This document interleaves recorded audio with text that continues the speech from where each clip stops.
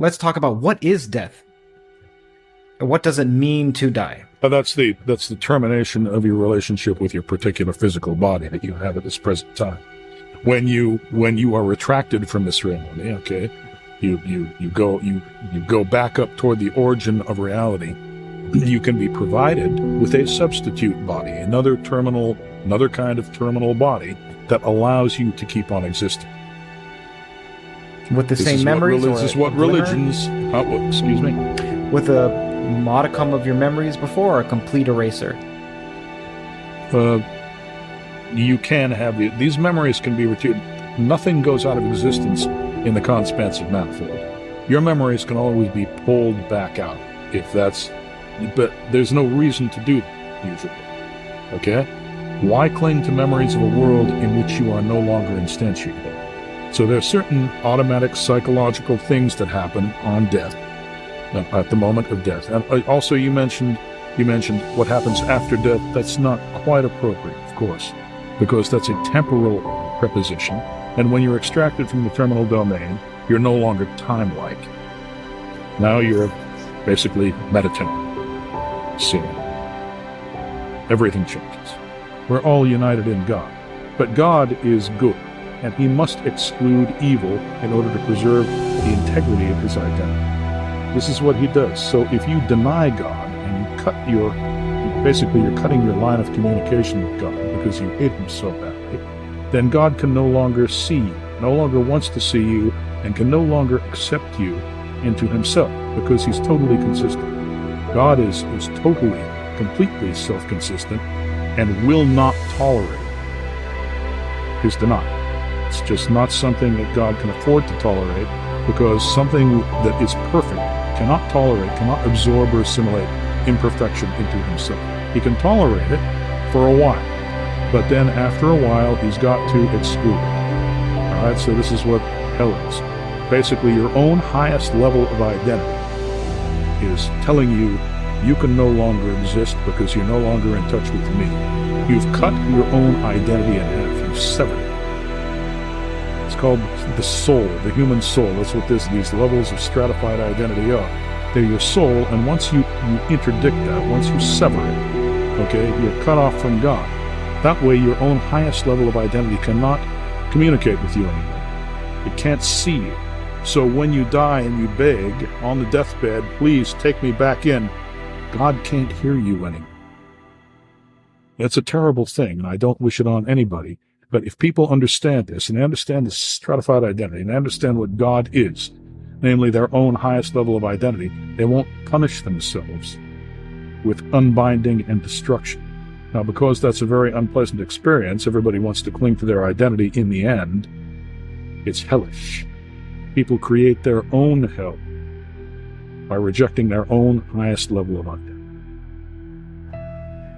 There's this phrase, I don't know where I got it from, but it says that hell is a prison locked from the inside. That's correct. Well, that's a very good, very apposite quote. Is it a place of torture? Is it a place of torment? Is it a place of infinite heat? Well, you feel tortured and tormented, that's for sure. And if your conception of hell is a place where there's a great deal of heat, then you're going to feel that too. So you bring with it your own ideas of what hell is? That's correct. And where else would they come from? So how do you cause something to go from the future to the past? If I were at an intelligence agency and I heard there was a guy with the highest IQ ever recorded who was contradicting the liberal establishment agenda, I'd probably have a file on that guy. Have you had any run-ins with the... Some interest has been shown. Most of us have an IQ of 100. Score in the 140 range, and you're in the genius to near genius category. 195 to 200, well, you're talking one in several billion people. Now, historians figure that Einstein and Franklin scored about 160, Darwin 165, Galileo 185, Isaac Newton 190.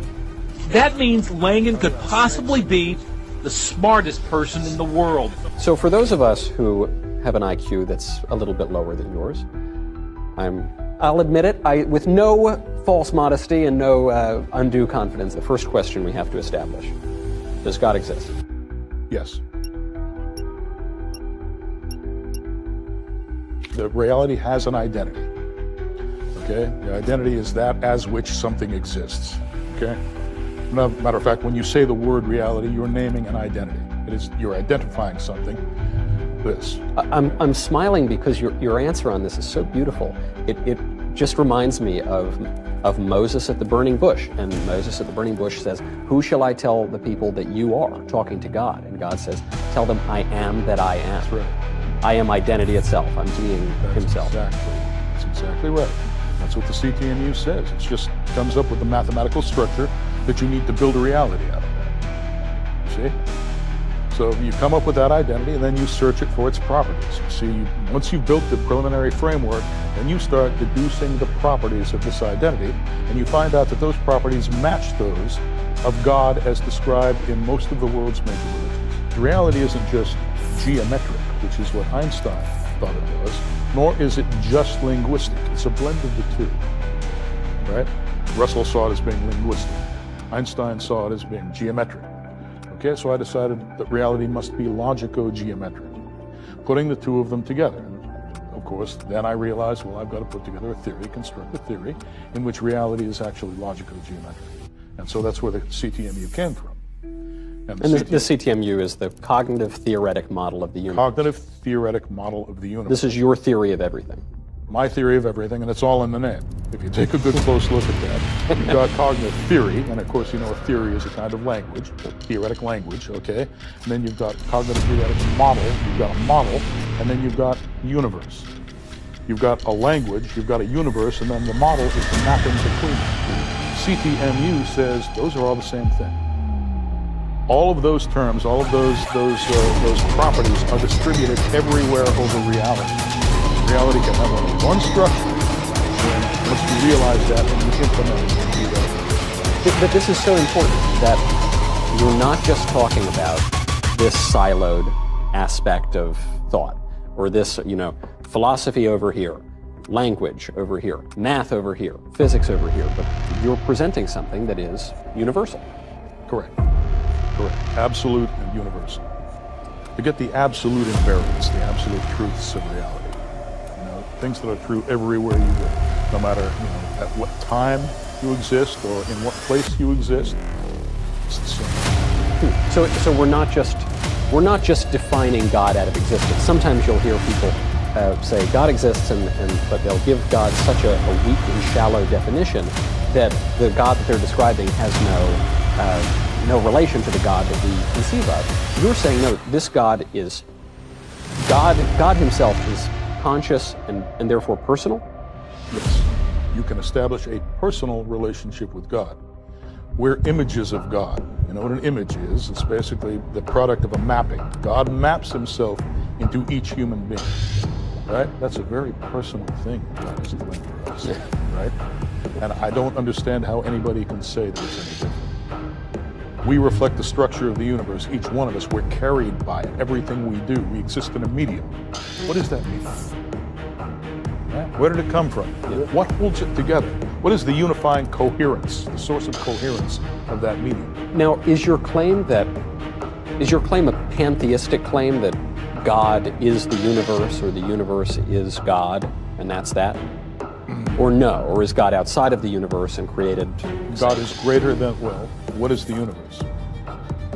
Damned if I know. You ever hear of the simulation hypothesis? Yes. Okay, well, the simulation hypothesis is basically the idea that the reality we see around us, physical reality, is simulated on some sort of an automaton or a computer. Yeah, some aliens somewhere have just, they've fooled us.